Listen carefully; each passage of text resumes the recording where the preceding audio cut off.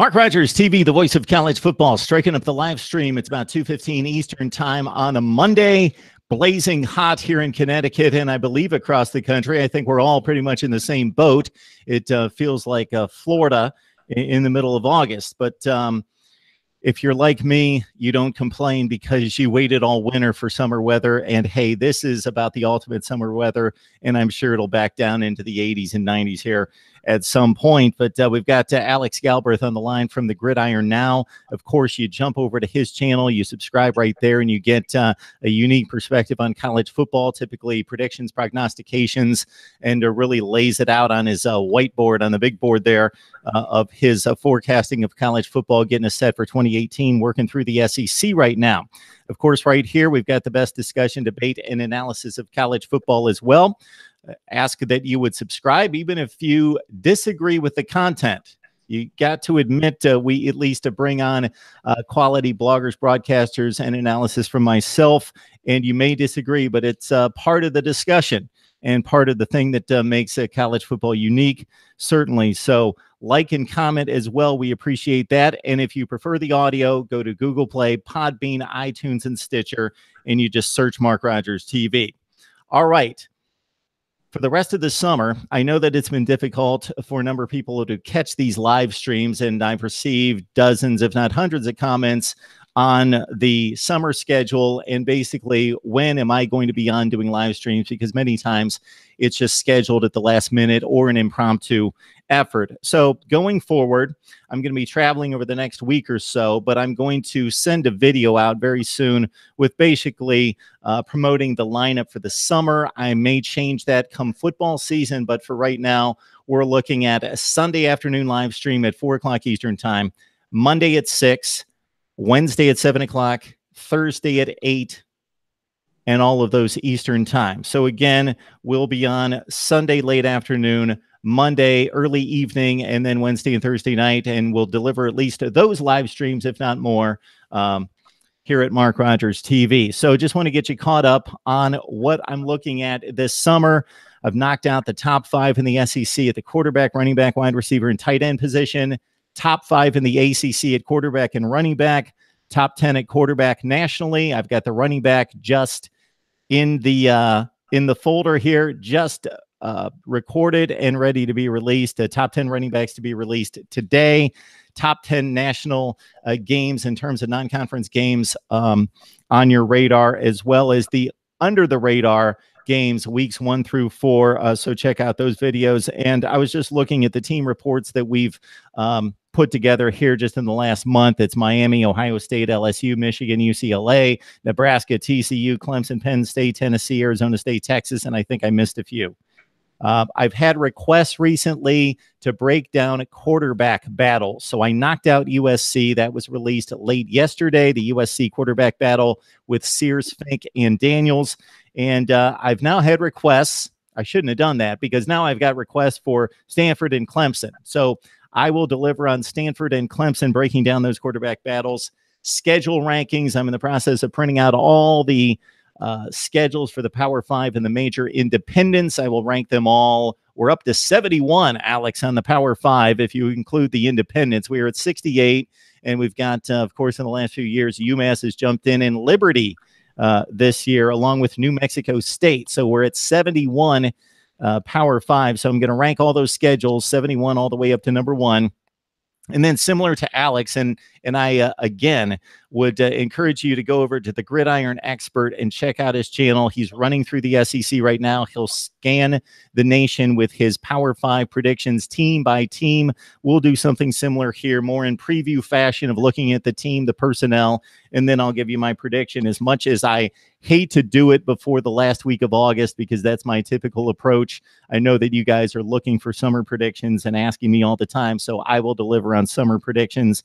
And got to rank these coaches. I would like to rank the coaches, and if I can get to all that somehow and weed through the conference media days that start with the SEC on July 16th. So, Alex, that's 2 weeks from today, the SEC media days start, and that's pretty amazing as well. So finally, I'll take a breath and turn it over to Alex. We've talked about this in recent days. Please check out our live stream from just a few days ago where we looked at the conferences one by one and the obvious choices, but then looking at schedules, looking at personnel, and who may have jumped out to us as a possible sleeper.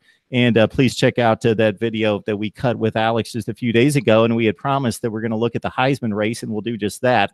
And Alex does it as well as anyone. So Alex, Bryce Love seems to be the big front runner at this point. And it was amazing to me. And this is going to be part of my explanation, knocking out the top 10 running backs in the nation that'll be posted later today, of what this guy was not just able to do, but able to do on a sprained ankle for the last few games of the season, still running away from the likes of USC and TCU. So I think it starts there. Let us know who else you like. No, you're exactly right. I think Bryce Love is by far the front runner for the Heisman race, assuming he can stay healthy. Had a great year last year, over 2,100 yards on the ground, and 4 of his 5 offensive linemen returned for this year. So he is at the top right now, but not too far behind him. I've got Jonathan Taylor, the running back from Wisconsin. What he did last year as a true freshman was just pretty remarkable. Almost rushing for 2,000 yards. I have 1,977 yards just last season, just as a freshman, and he returns his entire offensive line. So you can even date it back to the Brett Bielema era at Wisconsin, where he prided himself on the run game and building up that offensive line, something he also did at Arkansas, and that really hasn't changed at Wisconsin. Another solid running back in Taylor, another solid offensive line. So I'm really, really excited to see him there. And I think he's going to be the front runner right behind Bryce Love. He's going to compete against Bryce Love for potentially that top spot for the Heisman Trophy in December. But right behind them, I know some people think he might be a little overrated, might have gotten too much hype last year, but it was Khalil Tate, the quarterback from Arizona.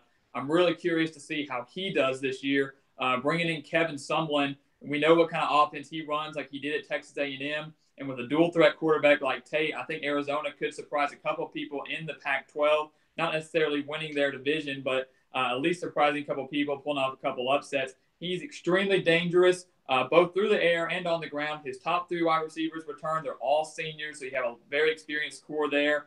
We saw what someone did at Texas A&M, winning the Heisman with Johnny Manziel, who I've seen a lot of similarities in with Khalil Tate. The only problem I have is, will the defenses among the Pac-12 and their non-conference, are they going to figure out how to shut down Khalil Tate? If you remember, he came in about midway through the season last year, around the time when they played Colorado. They went on a 4-game win streak with Tate, so they did extremely well with him, and then ended up losing 4 of their last 5, including their bowl game to Purdue. And most of those defenses are able to shut down Tate and slow him down. So if that happens this year, since all these teams are going to know what to expect from him, he might not be as high in the Heisman candidacy, but I'm going to still keep him fairly high because I know what Kevin Sumlin is capable of. So those are my top 3 as of right now.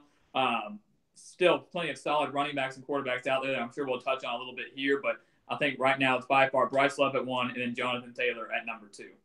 Like to say hi to everyone on the live chat right now, looking at it with many of the regulars, Dennis and Cashboy D, and on down the line with Panther Pro 22 and many more. So we appreciate you jumping on to this live stream with Alex Galbraith from the Gridiron Expert, talking Heisman race. Leave your candidates, maybe your sleepers. Of course, if you're going to write down Jonathan Taylor or Bryce Love, that seems pretty rudimentary. But beyond that, anybody that you like on that 2nd or 3rd tier, or a complete out of nowhere candidate, leave the names right there. And certainly anything else that you have for me in regards to college football, whether that's suggestions of content or anything that you would like us to approach here at Mark Rogers TV. All right. You bring up Khalil Tate, Alex, and you make a good point, because I featured this in terms of the discussion and analysis of him as a top 10 quarterback in college football. I've seen him highly, highly rated. So Sports Illustrated, in fact, rated him as not the number 4 quarterback in the nation, the number 4 player in the nation. I believe that's a bit kind.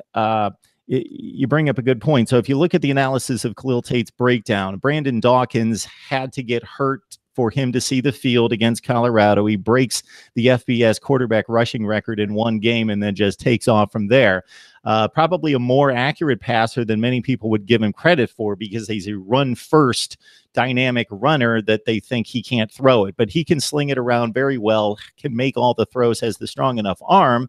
It's more about polish and accuracy right now, but he's not a bad passer at 62%. But down the stretch, yeah, it was, I believe, I know it was Arizona State and another team late in the season. And then it was Purdue in the bowl game where he was racking up 150, 200 yards week after week in the Pac-12. And then suddenly they bottled him up to 40, 45 yards rushing. We'll see if that's the blueprint for defensive coordinators coming up this season that are going to say, you basically need to beat us through the air. We're not going to let you run. Now, he did throw for 302 and 5 touchdowns against Purdue, but I think that's exactly what they wanted, even though they almost lost the game. Purdue basically put together a game plan in which they wanted to force him to throw, and it worked out for a win. I think there's another level of players out there that could be intriguing when you look at a Shea Patterson at Michigan and the opportunity that he has with a stout defense, with a ton of glamour type games and the anticipation there. He comes to mind. Of course, we know little about Dwayne Haskins other than him coming up big against Michigan in the fourth quarter in place of JT Barrett, down a score and leading a bit of a comeback and making the most of his opportunity on 6 of 7 passing. And then he was taken back out of the lineup. And so we've seen a flash of Dwayne Haskins, and what we've seen is good. And if he's going to win the quarterback job at Ohio State, he must be good. So he's a candidate as well. Trace McSorley at Penn State. We could probably name 25 or 30 guys that have a legitimate opportunity. It's the one award, Alex, that is almost, I don't want to say predetermined, because guys have received preseason hype and then fallen out of favor with some bad outings. But, you know, some of the collection of athletes that you're talking about, they're going to be given a second and third chance. A Jonathan Taylor, Khalil Tate out of the gate, they're expected. Bryce Love, if he runs for 50 yards against USC, that's going to hurt his candidacy, but we're still going to be aware of him. It's almost like a predetermined list that we start from, and then somebody really needs to break onto the scene to make something happen to get their candidacy running. And 3 things come to mind in terms of making a Heisman candidate viable and to jump on the radar would be, number 1, pure stats. They got to show us the stats. Number 2, that especially if they're a quarterback, the team needs to win. They may not need to be a national championship contender, but that certainly helps. And then number 3, those couple plays a season, those 2 or 3 plays that you say, when thinking of college football season 2015 or 2010, we think of these 3 or 4 plays, and yeah, that guy made them to either they changed a game, they won a big game, or they were just jaw-dropping. It could have been 49-7, but it was just such a remarkable play that we remember it. And those are some of the things that I think about being in play in terms of serving a Heisman candidacy.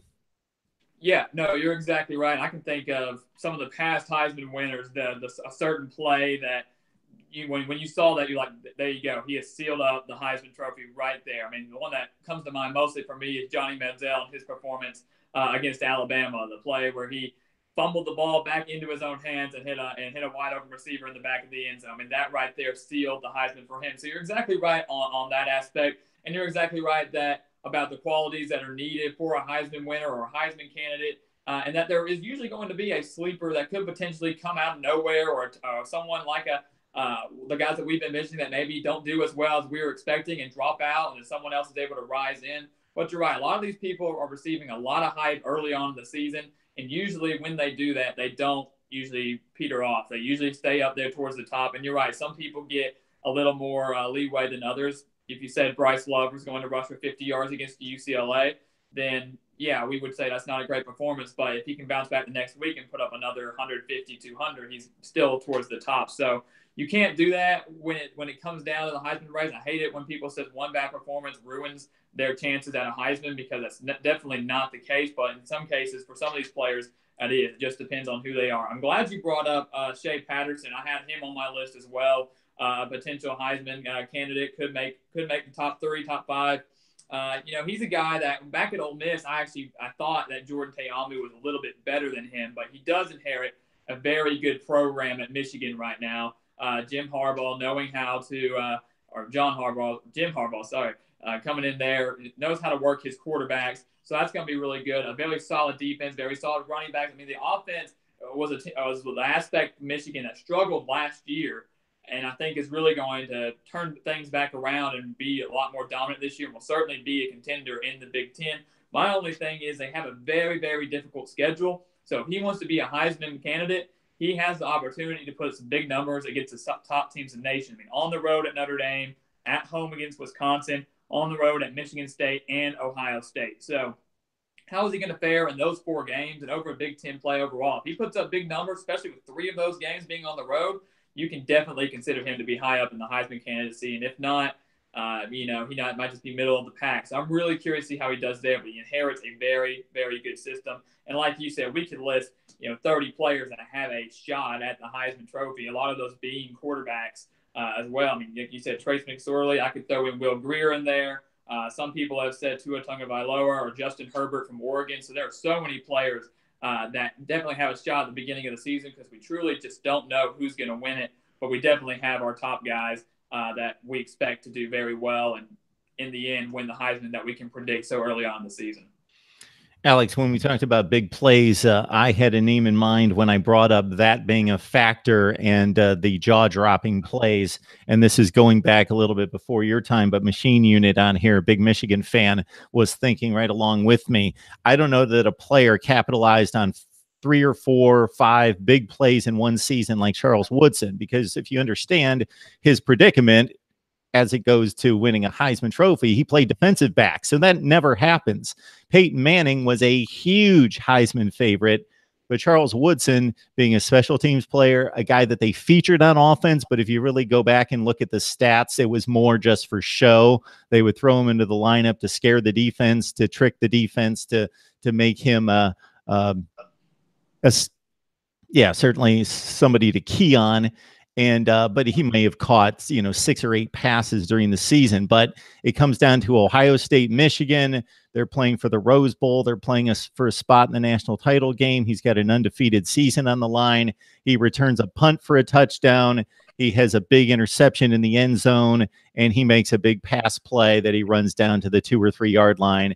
And earlier in the season against Michigan State, it didn't really change the game, but there was just a ridiculous interception that he made along the sideline where he leaps up and snatches it with one hand and gets his foot in bounds.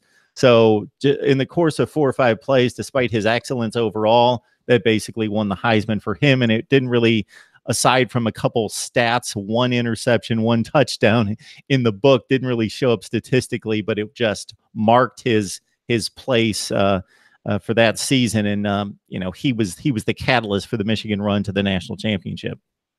I've watched the highlights. Yeah, you're right. It was before my time, but I've certainly watched the highlights.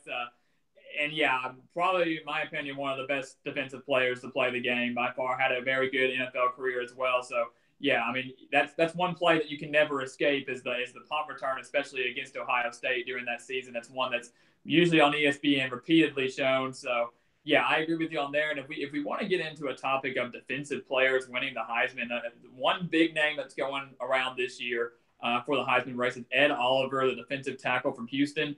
The odds of him getting in there and winning the Heisman are very, very slim, just because obviously it's very difficult for a defensive player to win the Heisman, number one. Also, he's playing in the American Athletic Conference, so he's not necessarily playing the top competition. They have a couple big games thrown in there. But I think Sports Illustrated, when we were talking about the ranks, I think they ranked him number 1 best player in the nation.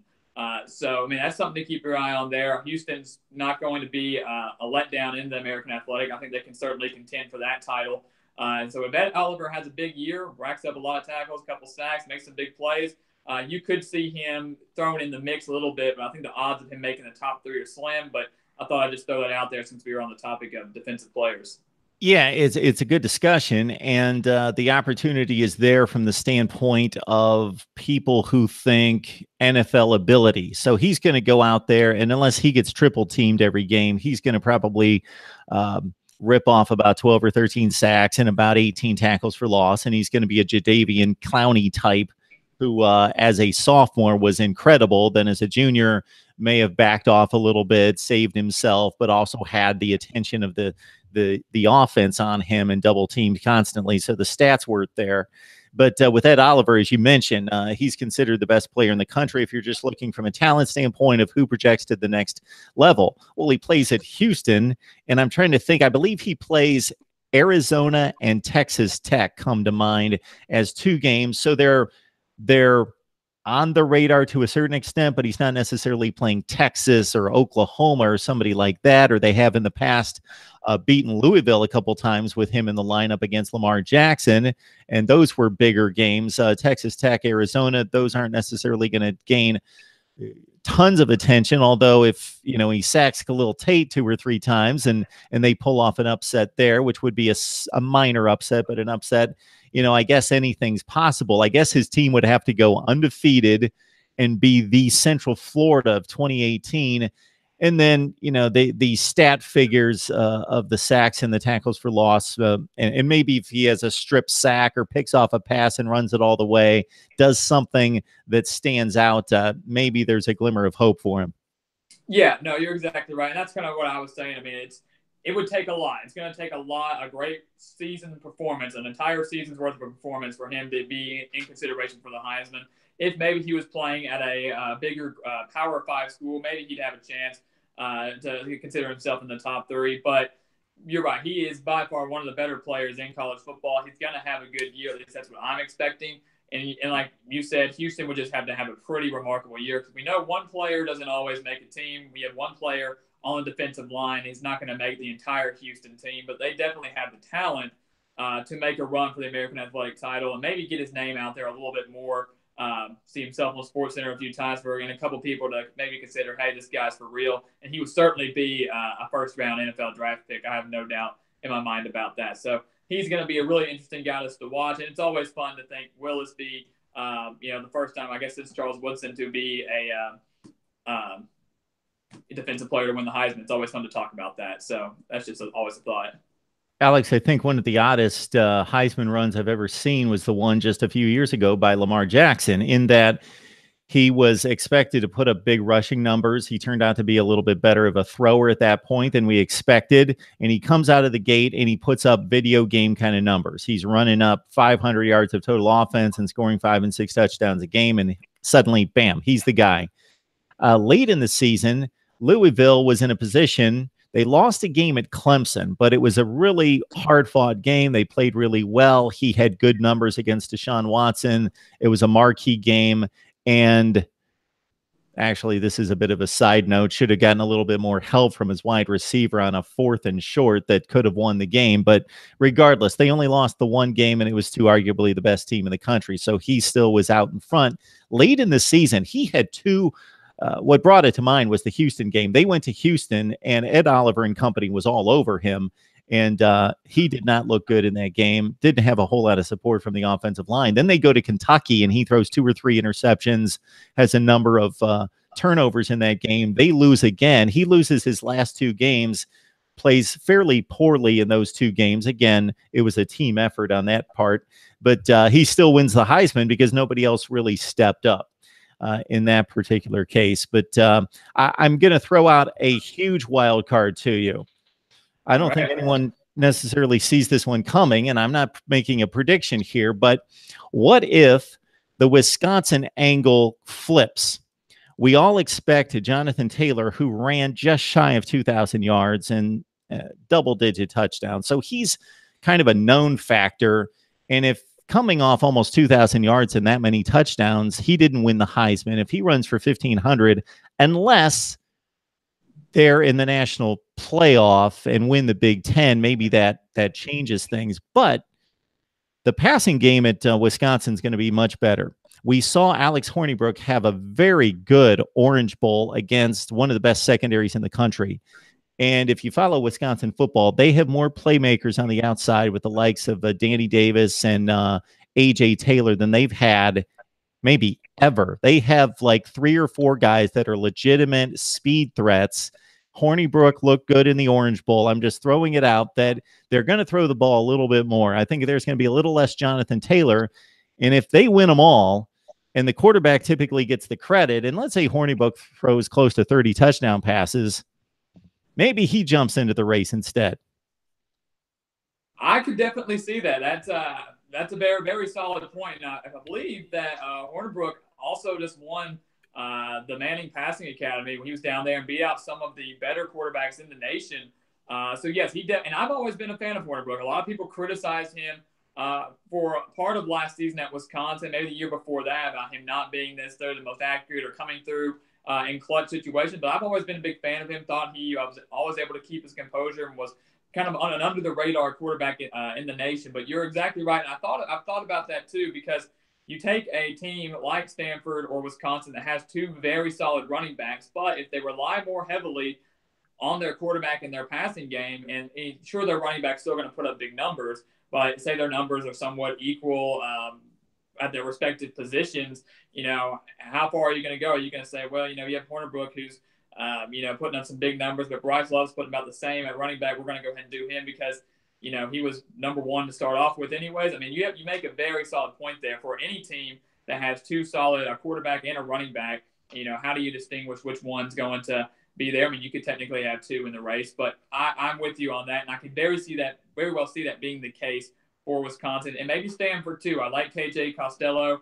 I know there's a bit of a quarterback battle there, but I think he's going to win it. Keller Chris moving over to Tennessee, so I think he's got the job there at Stanford. And I could see that being the same way. I don't think he's as good as Hornibrook, but he could still, give Bryce Love a little bit of a run for his money. But any time that happens for any team, it's always an interesting debate topic there, whether you can have a quarterback that has a running back as the star of the team, but put up maybe bigger numbers because that's the way the offense wants to do. Because here's the thing, coaches don't really care about Heismans. Teams don't care about Heisman. The individuals, yes, but hey, you're playing to win the game, as Herm Edwards would always say. You play to win the game. So, we're not going to feed Bryce Love or Jonathan Taylor all the time so he can get to that Heisman point. Now, we're going to play to win. If that's going to be relying on our quarterback, then so be it. So that's a very good point that you just made there, and it's going to be really interesting to watch. So Too Bad 28 makes the comment that Hornibrook throws too many interceptions. Now, I would completely agree with that, but we're not re-voting the Heisman Trophy from last season. Yes, he threw 15 interceptions last season. That doesn't mean he's not going to cut that to 7 or 8 this year. So, yes, he has in the past thrown too many interceptions.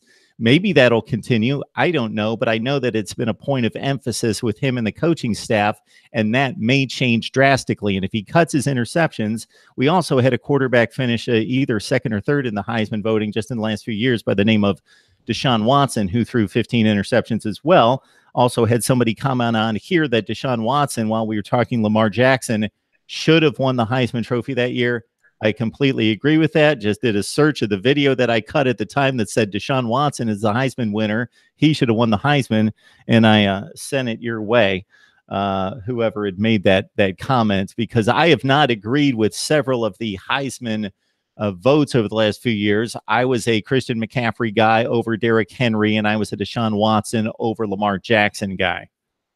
Yeah, no, and that's one of the things that there's so much controversy sometimes that surrounds the Heisman voting. We talked earlier if it's already not necessarily, but almost predetermined. We're looking so far ahead in the preseason right now. We're saying Bryce Love or Jonathan Taylor, someone like that's going to win, and usually those are your finalists, and one of them is bound to win. So, is it almost a little bit predetermined, or is the committee, the Heisman committee, almost? I wouldn't say biased, but do they look at that and say, oh, maybe they had 2 or 3 bad games, but they're still really solid? There have been a number of races that I thought that should have gone a different way. Most notably back in, 06, 07, Darren McFadden getting snubbed twice. He probably should have won one of those at least once. I can't remember who he lost to the first time. I know he lost to Tim Tebow. Troy Smith, Tim Tebow, yeah. Troy Smith and Tim Tebow. So I think he should have won at least one of those times, putting up big numbers for Arkansas there. You mentioned Christian McCaffrey, Derrick Henry. I do agree that Deshaun Watson probably should have won over Lamar Jackson. I mean, what he did that season for Clemson was just truly remarkable. And I feel, yes, Lamar Jackson put up better numbers, but another thing you can think about with the Heisman race, if you have 2 Heisman candidates from different teams and they're going up against each other in a game, look at that game. Yes, I know maybe you have Lamar Jackson and Louisville's defense might not be as strong going against a solid Deshaun Watson, but look at the numbers in the game they play each other. Deshaun Watson's numbers or Lamar Jackson's numbers, or that can go for anything. If Stanford and Wisconsin were to play each other, look at Bryce Love versus Jonathan Taylor. Think about that and go from there, because I think there have been a lot of times that the Heisman has been snubbed or been taken away from a player more deserving than who has won. And I think part of that goes back to the hype they get ahead of time, or maybe they do so well early on in the season like Lamar Jackson, and they almost build up enough of a barrier there, enough of a border to say, okay, yeah, you screwed up a little bit, but you did so good earlier on in the season that it's just not, we can't take it away from you at this point. Yeah, we're getting arguments back and forth on Deshaun Watson and Lamar Jackson that year. Jackson, obviously, the more running quarterback, just had the ridiculous numbers on the ground. Deshaun Watson, a better passer. He did throw 15 picks that season. I do understand that. I don't remember my complete argument, but at the time, but I have posted that on the chat for a few people to take in from a few years ago. But I certainly thought I had a rock solid case for Deshaun Watson, and it had much to do with what you just stated. I went through the difficult opponents and what Deshaun Watson did, not just from a number standpoint, but what he did in the fourth quarter in the key games that season against North Carolina in the ACC championship game when Ryan Switzer and company were throwing up all sorts of points, and he had to stay ahead of the Tar Heels against Florida State, of course, and on down the line in that game, the Louisville game, he pulled out in the fourth quarter as well. And I know that the bias tends to be that once we have hindsight and we know what that player did either in a bowl game or the playoff, that tends to sway people. So that's not swaying my opinion that was made before the college football playoffs or the bowl game, because that argument's even in some people's minds easier to make, because Watson obviously played a tremendous playoff and one of the greatest runs of college football that we've seen against a great all-time defense, versus Lamar Jackson tacking on another awful game against LSU where they scored like 9 points against the Tigers. And again, his offensive line didn't help him, or a running game or anything else. I know it was a one-man show, but still just clamped down by the LSU Tigers. So I don't even consider that, because we can't. The vote was the first week of December, but still the guy I would have voted for, Deshaun Watson, and I laid it out there. And also I went nuts about Christian McCaffrey and Derrick Henry. And Henry had a phenomenal 2,000-yard season. That team was that in 15. They went on to the national championship game. And then that was the year they won it, of course. And then, Christian McCaffrey, just looking at the totality of his game, he caught like 40 passes out of the backfield. He returned punts and kickoffs early in the season and had I think he had 1 or 2 touchdowns in the return game. And then they kicked away from him. So my argument was, again, this guy's a factor in special teams. Plus, he's now forced teams for the last half of the season to give them field position because they won't even kick to him. Plus, he catches the ball 40 times. Plus, he rushes for similar yardage to Derrick Henry. And I just thought that Alabama could have thrown anybody capable, probably another 10 or 12 backs in the nation behind that offensive line who would have been just as destructive. Yeah. No. You're exactly right. And another point that you just made again was with the Lamar Jackson thing and how he was more of a one-man show. And I can almost play devil's advocate, like kind of from going against what I said earlier. The coaches do play to win the game, of course, but the Heisman committee almost can look at that and say, okay, this guy's putting up these type of numbers. Yes, maybe he's making more mistakes, more interceptions, or more fumbles lost, or whatever that may be. But you look at the surrounding team. Is he doing this all by himself? Sometimes there's no excuse for that. Sometimes they make just a horrible play. But you look at Lamar Jackson and say, you really didn't have much help on that side, on the offensive side of the ball. It was mostly just the Lamar Jackson show. He was doing a lot by himself, not much of a line helping him out. Had some decent wide receivers, but there wasn't a lot going for him there. So you can look at a couple scenarios there where, or maybe if you have a solid running back who has a couple bad games, but it's thanks to not a great offensive line or something like that, or maybe they get put in a situation where they're super down early and they go and they have to rely on the pass game, something like that. We have to say, how much is he really helping the team? And if he's doing it a lot by himself, we'll give him a little leeway for maybe slipping up a few times down the stretch. So that's something that we that I like to keep in mind too is to say, how much is he truly doing to help this team? Obviously enough to be in consideration, but can the other team step some stuff up? Or if they can't, and it's all on this guy, then I'll give him a little more credit and give him a little slack for some of the mistakes that he makes. Panther Pro 22 is typically on my side, but he's fighting me on both McCaffrey and Deshaun Watson, but that's fine. That's why we're here, discussion, debate, and analysis, and it's a fun time. And I think Alex and I possibly have a really good series coming up maybe next off season. There's no way we can tackle this now, but maybe picking out various controversial Heisman votes down through the years and seeing where the two of us stand, and we can either argue together on one side or possibly have a discussion and debate in regards to who should have won the Heisman in particular years. My favorite year, Alex, you'll really have to dust off the annals. 1956, Paul Hornung, quarterback for Notre Dame. I don't know if this has ever come across any of your studies, but guess what Notre Dame's record was that year? I'm going to go with a mediocre record, around 6-6, somewhere around there. Okay, how about 2-8? 2-8. They only played 10 games then. They were 2-8. Okay, so you would think, okay, there's no conceivable way a guy wins a Heisman for a team that's 2-8 and he's the quarterback. Okay, he must have just been ridiculous otherwise. They were losing a bunch of 45-42 games. Guess how many touchdowns he threw that year? Go with, what we going to say, 30? How about 3? 3 touchdowns. So it's quite a Heisman story right there for Paul Hornung in 1956. And if you know anything about Paul Hornung, he went on to be a Pro Football Hall of Famer, and that's a bit questionable too if you look at his year-to-year numbers with the Green Bay Packers. But they won a lot, and he was very popular. But this even predated that, and it's just one of the astounding storylines I've ever seen in college football in regards to why that transpired. And if you look at a few rungs down, you had Jim Brown running for 1,000 yards and somebody else had a really good season. So it was a bit of a mystery, but that was the power of Notre Dame, I guess, at the time. Yeah. And you can make an argument there that it's just, you see how much the game has changed since back in the day. The stats that people have today compared to what is there, and they use that type of argument even in baseball and stuff like that. Was Babe Ruth the greatest of all time? Well, look at pitchers back then and pitchers today, and stuff like that. But I'm gonna have to do a little more research on that. I want to look more into that. That's a heck of a Heisman story right there.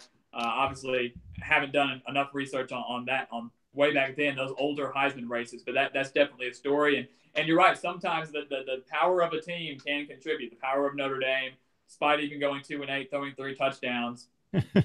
Something benefits them there. That's crazy. And you're absolutely right in regards to the way the game was played. They weren't scoring 40 and 45 points a game typically. So you didn't have quarterbacks throwing 30, 35 touchdowns, but you did have quarterbacks throwing 12 or 14 touchdowns. But it's just amazing to me that I think he threw 3 and ran 12. And it's just, it's pretty unimpressive, but it's one of the funny storylines for me that I've run across in running down the Heisman history. Going back to 1936 with Jay Berwanger from Chicago. All right, Alex, anybody else on the radar? Any other angles that you like to hit for the Heisman race here in 2018? No, I think we covered most of them. One other running back name I'll throw out there just real briefly, probably a bit of a dark horse as well, A.J. Dillon from Boston College. That's one that I think could maybe surprise some people. Boston College, usually their offense struggles. Usually they have issues at the quarterback position, but they return a lot of starters on the offensive side of the ball, their entire offensive line.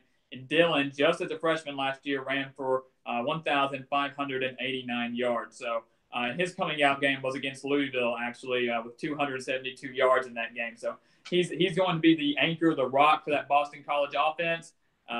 He has a lot of potential this year. I don't think he's at the level of Bryce Love and Jonathan Taylor, but could definitely find himself about midway through the season in the Heisman conversation.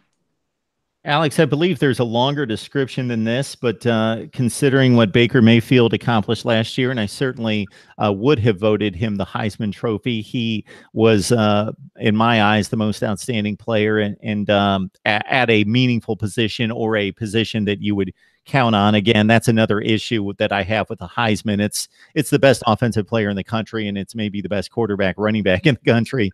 Obviously, we know from what we discussed with Ed Oliver and others, you could be the best offensive lineman in the country, and every NFL scout could say that you're more dominant than anyone at your position. You're not going to win a Heisman. So it's the most statistically impressive offensive player in the country is what it is. But it also mentions in regards to character and integrity, performance best exhibits the pursuit of excellence, which he did with integrity. So, and it goes on beyond that to explain it a little bit more in detail. So obviously that was somewhat disregarded last season, and people would argue with me on that. And again, I would still have voted in the Heisman Trophy, but I did take issue with some of his antics on the sideline and elsewhere.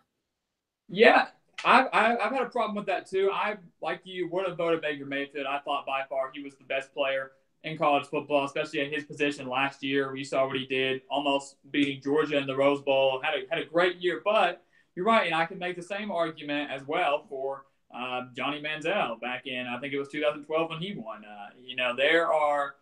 There have been multiple cases where you've had a couple of the Heisman winners where they have a couple of off-field issues or off-field incidents, whether it's on the field like Baker Mayfield did. He had a couple issues off the field as well, or Manziel, where he was much more off the field. So, yes, I don't know if they always take that into account. I don't think they do, and I don't know if they would ever snub someone of the Heisman for that type of action. Unless it was extremely, extremely bad. But I think usually they just look at the stats. But you are right. I had a couple of problems with both Manziel and Mayfield in some of those areas. Did Johnny Football really have that many issues off the field that particular season? Was it that season? It might not have been that season. I thought he had a couple off-field issues, not necessarily on the field. I thought he did. Maybe it was after that, 2013 and on, especially once he got into the NFL or post-college days. Sure. But it may not have been the 2012 season. Yeah, I know between the Heisman season and the 13 season, he had issues with there a big controversy regarding autographs and whether he benefited from that. And there was this odd ruling by the NCAA where they basically said that we haven't found enough evidence. Therefore, you would think in the United States that there would be no penalty, but there was a penalty. So there's not enough evidence. We haven't been able to track anything down, but we're still going to give him a penalty of sitting him out for the first half against Rice or whoever they were playing in game one. And that's when he, did all this business after that. But during the 2012 season, I don't remember, it came off the rails later, but certainly he didn't have the best of reputations, but I don't know that there were any particular incidents. So I'd like to remind you to check out Alex's work at the Gridiron Expert. He's breaking down currently the SEC, making predictions for the upcoming 2018 season, and he will make his way across America and the Power Five, and with a lot of analysis, projections, and look at the Heisman race as well. Alex, we appreciate you jumping on board. Alex has joined us here as well at Mark Rogers TV, so you can catch most of his content certainly at the Gridiron Expert. Please subscribe there. But we enjoy his analysis here as well, and he's helping me out as we continue to expand this channel. So it's, I think, a great partnership here. Oh, absolutely. Hey, I'm loving it. Awesome guy to work with. You all know it watching him right now. Mark Rogers TV, great analysis here. And I'm excited to be a part of it. So thanks for having me on and always keeping me in the loop. All right, Alex, you are certainly welcome to stick around, but I'm just going to run down some house cleaning and then try to flag down one Glenn Mason to the Big Ten Network and keep the chat going for a few more minutes. But I know that you're hard at work making your way through the SEC. Hey, I might just stick around for a little bit, but don't be surprised if I drop out because, yeah, we have a lot of predictions coming here pretty soon. Excellent. Alex Galbraith, and I just started up the Twitter account as well, so join him there at Gridiron Expert, where you can catch Alex on Twitter as well. Subscribe, like, and comment. That keeps the channel going. Alex will tell you that we thrive and are able to make a way because of your support, obviously. If you like, subscribe, and comment, even if you don't agree with the analysis, if you think it's good, if it's good for college football, it's good for the debate, and it's actually logical, So I go out there, I certainly support a number of people and watch a number of analysts that I don't agree with that specific comment or that specific opinion, but there's still quality communicators and analysts that know their stuff. And that's what we think we bring here with not just myself, but Alex and a number of other contributors that you see day to day. So support the channel. That helps us continue to grow and expand. You catch the audio at Google Play, Podbean, iTunes, and Stitcher. So I want to let everyone know I get a lot of feedback concerning when I'm going to be on the live stream. It's many times impromptu. Many times it's just sent out a couple hours in advance. So for the rest of the summer, starting the week after next, that would be July the 16th. That's a Monday, 2 weeks from today. And that, ironically, is the first day of SEC football media days.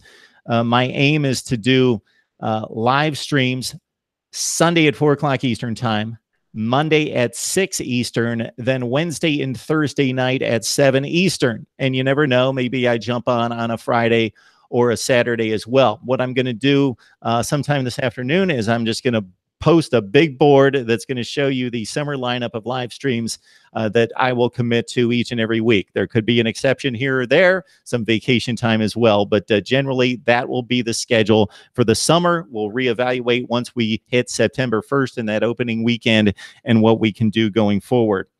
If you love college football, this is the place to be. We've got top 10 rankings at quarterback and running back. Running back has yet to be posted, will be later today. Top 5 in the SEC and the ACC at various positions. I'm going to have to, like Alex, get started on my team predictions and reports. So I'm going to back off of the player analysis with the personnel rankings in the conferences, because I got to get started on these requests for team predictions and analysis on the various teams. People don't necessarily clamor for schedule rankings, but Alex, this has been something I've just loved to do for the last several years. So I rank all the schedules in Power 5 football, which we are now up to 71 teams. So I rank all the schedules 71 all the way up to number 1. So you can, Alex, understand what a headache that is, but it's a labor of love once you start to try to compare schedules and come up with some type of a grid or something to make the analysis reasonable there. So we got the SEC Football Media Days coming up in 2 weeks on July 16th, and we will do our best to provide analysis of what is stated there in Alabama and through the rest of the Power 5. I will personally be attending the American Conference Media Days for a couple days a week later, and we'll bring you some live reports and interviews from coaches and players there in the group of 5. All right, we are going to get on the line here shortly with Glenn Mason from the Big Ten Network. He is traveling today, and he told me to call him anytime. He said he's traveling all day, so this could be a hit or miss proposition. Former Minnesota, Kansas, and Kent State head coach now at the Big Ten Network. And also some more house cleaning, everyone. To remind you of our contest, which has been provided so generously by Alonzo1219, the U family. So subscribe to his YouTube channel if you love Miami football or just college football debate in general. You've got Alonzo1219, and he has so generously opened up his gift bag. So basically, whoever brings me the most subscribers between now and July 15th. So we've got this running. Somebody's up to 9 right now, but whoever brings me the most between the time the contest started and July 15th is the end will win some serious swag. It's really nice. You can go for the shirt or the hat, the basic stuff, but he certainly is offering up a little more pricey of a gift with the chains.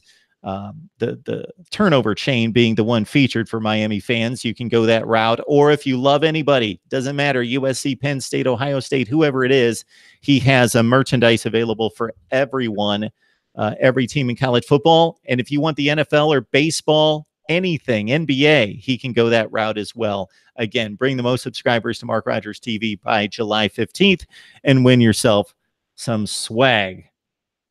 All right, let's see what's on the live chat. Then I'm going to NCIS Fanatic 21, who requested Glenn Mason, is certainly asking when he's coming on. I'm going to make that phone call in just a couple minutes.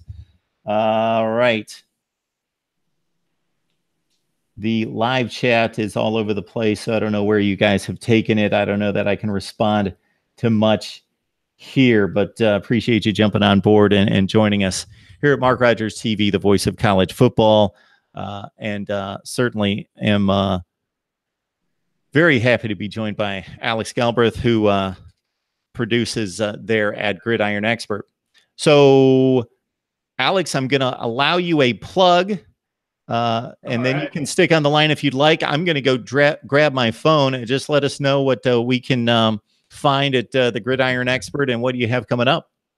Okay, yeah. So at the Gridiron Expert on YouTube, at Gridiron Expert on Twitter and Instagram as well, at the Gridiron Expert. And what we do here, from now until the start of the college football season, it's going to be all predictions all the time. So we're going to go through the entire Power 5. We're going to hit on some group of teams, giving you conference recaps for all of those teams as well. And so we're putting in all the work, some late nights, some early mornings. But please come watch us there because we have all those teams, and we all, like Mark does, take requests as well. So we love to hear your guys' comments and debates. And in that comment section, we haven't gotten to live streams yet. We still like to hear from you guys. And like Mark said, your subscriptions and likes and comments are what support our channels, not just ours, but everybody else's as well. So we always appreciate you guys over there. But obviously, some great analysis, some great content. You like a Power 5 team, we're going to get to them very, very soon. So please come over there and check us out for some great predictions. Had a good season last year, and we're hoping to repeat that again this year. So please go check us out over at the Gridiron Expert. I would say we could have some kind of competition, but I don't know if I want to pick that fight. Alex, you do a great job with the predictions. Hey, I don't know. You've got me beat right now. You're doing pretty solid right now, but. Yeah, so that brings me to that as well. So people love predictions, and I tend to back off on the predictions to a certain extent because I'm not an odds maker, and people want to hear me give them gambling advice to go out there and pick games against the spread. And I remind everyone as I hop on here typically on Saturday morning and run through the games for the week that, yeah, I've done rather well through the years. Typically, I'm in the 60% range or just shy of 60% against the spread. And if you know anything about how that works, if you're able to hit 52.5 to 53%, you're going to start to make money. But I'm in the 60% range, close to it over the years against the spread, something I've only done over the last maybe 10 years. But from the entirety of my life, picking college football games straight up, I've typically been in the 80% range. I'm going to dig up all the numbers, and that'll probably be a post here in the next few weeks, me running down my record just to verify my record. But it's all on videotape, much like Alex. We can't run or hide or make up our prediction records. They're all there for everyone to see. So if you jump online and you see people boasting about prediction records, that's one thing, but we have them all time stamped right here. So we can't get away from our prediction records, Alex. Not even close. Hey, and people will remind you too. When you screw up, you'll get reminders. But hey, that's all part of it. But you're exactly right on that. No escape from it. That is funny because as soon as and you know this, as you just mentioned, sometimes you make a wrong prediction, and I've got to remind people that as soon as they're able to go find somebody who never misses a prediction, go find that person and then let me know where they are. But otherwise, I am going to miss some predictions. Absolutely. You can't predict them all. That's what makes college football so great. You're going to miss a lot. I'm going to miss a lot. It's going to happen. No one can go perfect. It's just almost impossible in the world of college football. So, hey, it happens, and that's just what's so fun about it. Now, the one thing, Alex, that you did and have done the last couple of seasons that's really impressive is you'll take the team, as you are currently doing in the SEC, and you'll run down the entire schedule. I see a number of people doing this. Some people want to know exactly if Ohio State's going to go 11-1, who are they going to lose to? I tend to group the games together and make an estimation that, you take an Arizona State, for example, and you can group together a lot of like teams. The Pac-12 is just a mess of Arizonas and Arizona States and Utahs and Oregons and Cals and a lot of similar teams, and say, Arizona State's probably going to lose 3 out of those 5 games. Now, who knows which ones they're going to be, and then I can come to an estimation of, they're going to go 6-6, for example, whatever it is. But to go game by game, that's difficult. I tried it last season. I didn't look at my record. I should probably go back and take it on. But it's just a situation where people also have to understand that So I put probabilities on the games as well. And then I made the prediction. So if you follow me here, I'll take an extreme case. Pitt played Clemson 2 years ago on their way to winning a national championship, and they lost that game at home. Well, I would give Clemson, if we could go back in time, a 90% chance of winning that game, but they didn't win it on that particular Saturday. And if somebody would have said before the season started, Pitt's going to beat Clemson, people would have like thrown them off of YouTube. They would have gone crazy. Just like last season, somebody sitting right here said Pitt's going to beat Miami. And you can imagine, and I'm not counting myself as some kind of genius. I was just trying to look over the nation and say, okay, there's going to be 90 or 95% chalk here. But if people want me to predict every game, I'm going to take some shots. And there's going to be a few out there to take. So I'm thinking, it's dreary and cold the last week in November, and they're in Pittsburgh, and they run into a minefield, and I just happened to hit that one. But you know how difficult it is to, again, you can say Ohio State's going to go 11-1, and that's even going out on the line, making a prediction, but to nab the game and to hit that game is kind of difficult. Absolutely. No, it is. And it takes a lot of research. You know, you go through and that's what's so difficult about college football is you just never know. I can look at a schedule and say, you know, and I put a lot of emphasis, not always, doesn't determine if a team's going to win or lose, but home field advantage and returning starters. There are so many factors that go into how I make a prediction and how I think a team's going to do, as I'm sure is the case with you and other analysts. But it's difficult to go game by game and pick that's the exact game that a team's going to lose or 7 games that a team's going to lose. It's based solely off of some of the factors I throw in there. But, you know, the way I did it last year was even if I predicted the team to go 5-7 and maybe they did go 5-7 but didn't lose to all the teams I projected them to lose, well, yeah, I mean, it's still right. It's not exactly right, but it's still I knew they weren't going to necessarily make a bowl game. So it is difficult. It's not always going to be right. I don't think I had any team last year where I nailed the exact game by game. I had a couple teams where I got the records right, but not game by games. But like I said, that's what makes college football fun. That's why the subscribers are the most important, because you can get those debates and discussions down in the comments about it. Like I said, they'll praise you when you're right and they'll criticize you when you're wrong, but that's the fun of it for sure. Yeah, I again, maybe I thought it, but I was trying to point out to people that if 2 particular teams played 10 games, this is what I thought the discrepancy or the weight of each team's value was. So let's say Notre Dame's playing, I don't know, North Carolina State. I think Notre Dame's a better team. They're going to win 7 out of 10. So I'd put Notre Dame at 70%. When I went down the ACC, I'd put North Carolina State at 30%. But maybe I said North Carolina State's at home. I think they're going to win this game on this particular week. And people would be like, what are you talking about? And I'd say, well, if they could play 10 times, I believe so the best team doesn't always win the game. So you're asking for predictions on specific games. I'm going to give those to you, but I'm going to let you know that some of these are actually upsets. There are upsets in college football. So this team is generally better, but I'm just projecting that there will be upsets this season in college football, and that's I'm taking my shot. Yeah, always. I mean, I had plenty of teams last year, and I call them bold predictions or upsets. You can call whatever you want, where you look at the teams that, you know, like you said, you give them percentages. Well, maybe 9 times, 8 times out of 10, this team is going to win. But on this given day, I'm giving the win to whoever it may be, and it's going to be an upset. You know, there are some teams that a lot of people think, you know, everybody wants to believe their team's going to go 12-0 and compete for that national title, and that's not always the case.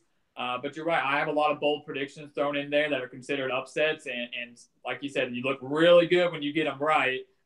But early on, now in June and July, all the way up until the season starts, people will think that's just ridiculous and there's no way it's going to happen. But if you get it right, you're going to be looking really good. Yeah, and it's always funny once you miss them, and then people tell you how stupid you are. And my thought is, well, could I have seen your predictions maybe before the season started, and we could compare, and then I can point out where you missed it a few times as well. But it's fun, and again, I think I do it fairly well and have for a long time. But I am no handicapper, and I just give it a quick look on Saturday mornings, and I'm making these predictions in 45 or 50 seconds, and people then comment, and I'm not going to say I feel bad, but I kind of second guess myself because it sounds like they're running to their local guy to to lay down a few bucks, and they absolutely should not be doing that based on my predictions. Well, I haven't started predicting against the spread yet. I might get there eventually, but not quite yet. So maybe I'll get there at some point and know exactly where you're coming from. All right, Alex Galbraith from the Gridiron Expert. Please join him right there. So I'm going to give it a shot to call Glenn Mason. And if not, we will continue to talk for a few more minutes. But otherwise, I'm calling up the former Minnesota, Kansas, and Kent State coach who's currently traveling and says I can call him anytime to talk some college football and analyze the Big Ten. And I'll go ahead and take this time to sign off. So thank you for having me, Mark. Thanks, Alex. You take care. We'll talk to you soon.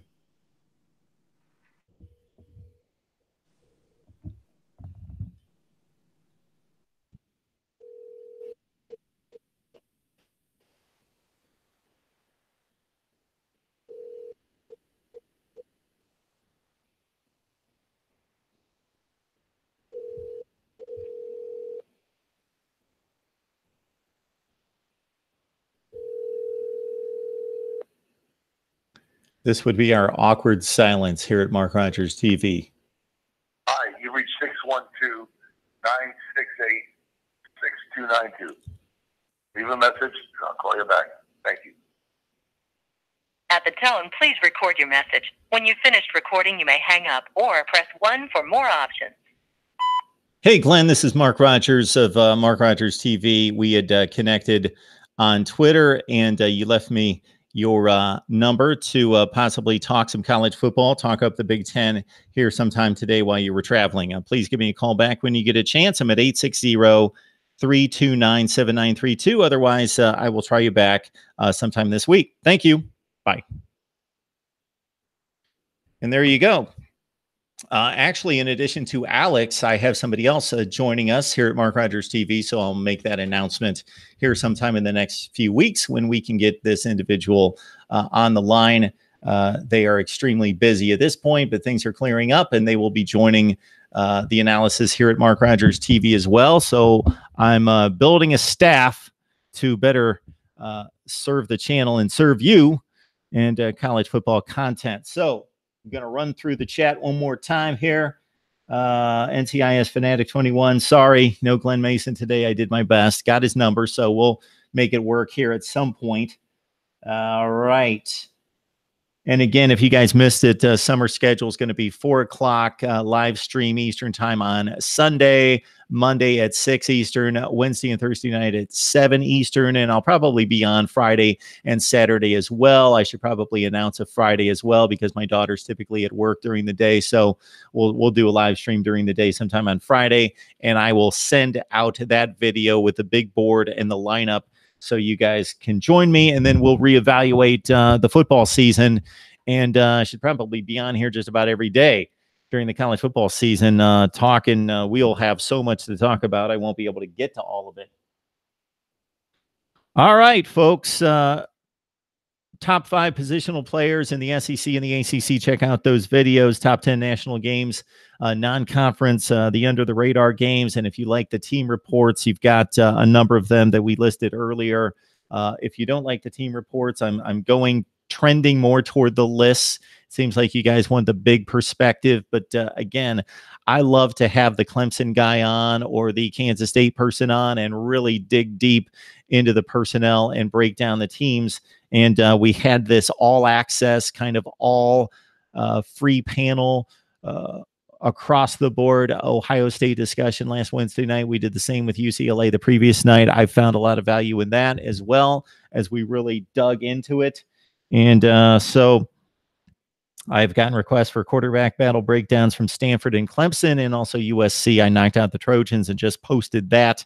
And as I mentioned, schedule rankings, predictions, team previews across the board, and coaches rankings as well, trying to get to all of that. And then we dive into SEC Media Days on July the 16th. All right. That's our Heisman look. Hope you enjoyed that. I guess I'll make some kind of Heisman prediction, although I don't typically try to predict what other people are going to put on a ballot. Seems a bit silly, but I'm sure I will have much to say about the actual Heisman race once they start playing football on the field.